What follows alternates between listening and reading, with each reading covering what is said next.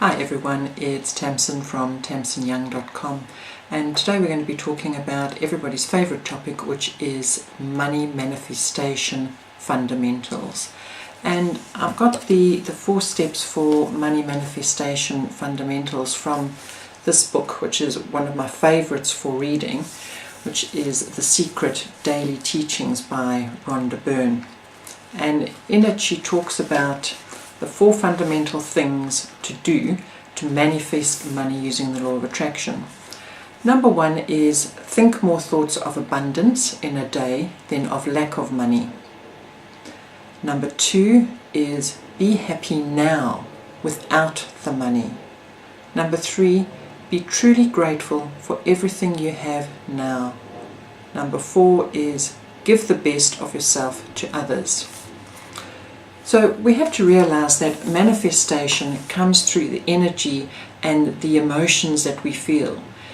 It's no good thinking good thoughts and positive thoughts and I'm rich, I'm wealthy, and being all up here in our heads without actually feeling it within ourselves, within our heart, with just creating that energy and feeling of gratitude and abundance, and recognizing the abundance that is already around you. There is so much around us that isn't necessarily in a material way.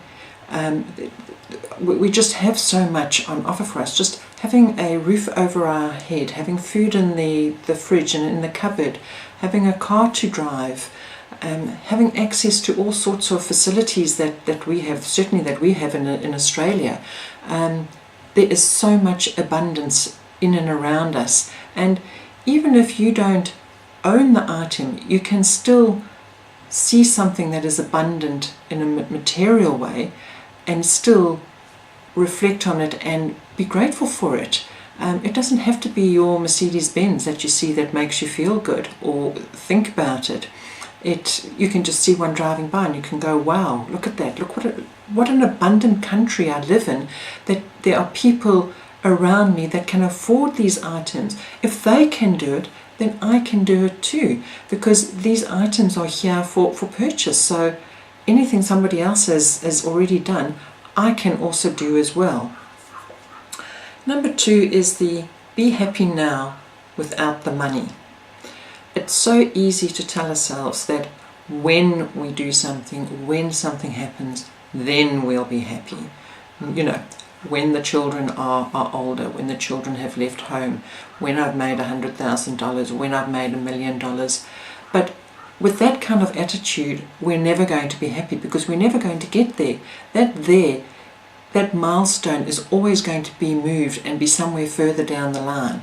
So we need to be happy with where we are.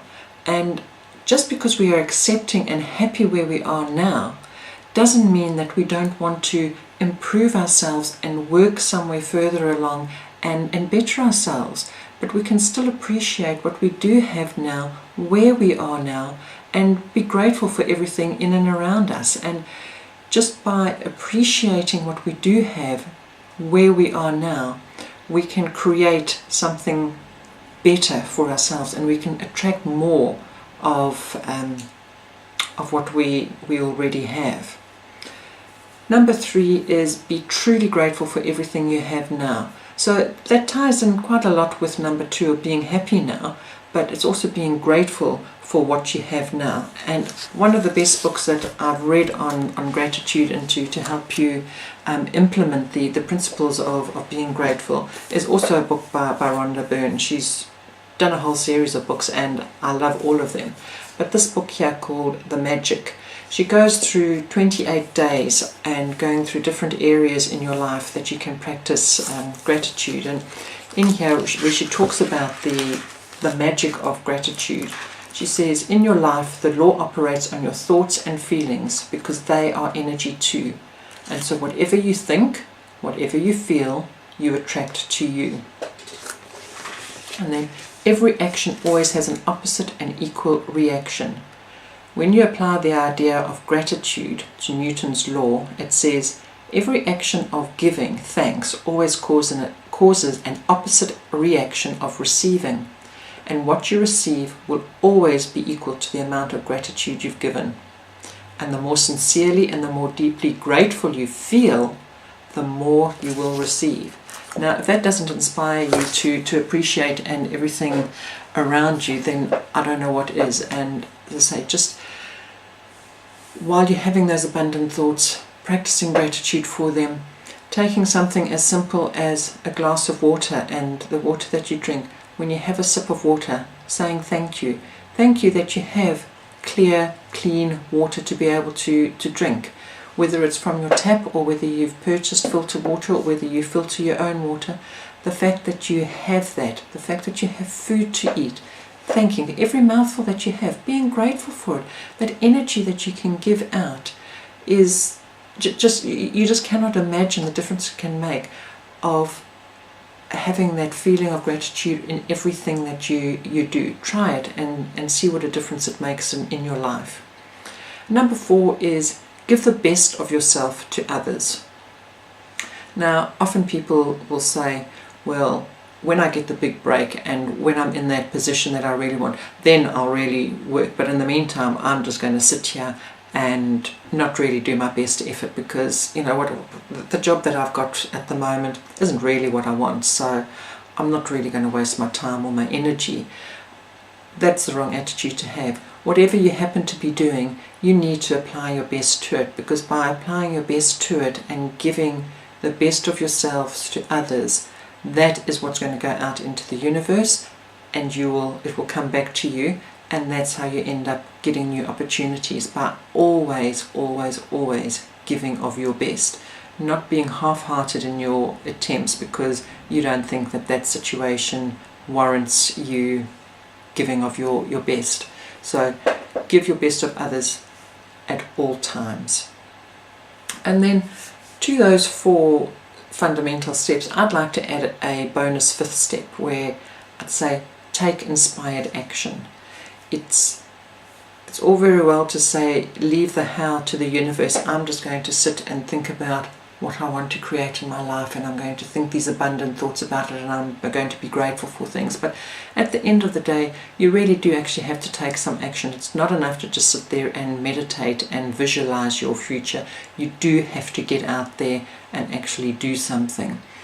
And it's one of those things, it doesn't matter how small a step you take towards it, the universe will conspire to come with you and create other opportunities. So, for example, if you happen to have money problems and you go, well, it's all very well saying think about being abundant, but what happens if I don't have enough money to pay my accounts at the moment?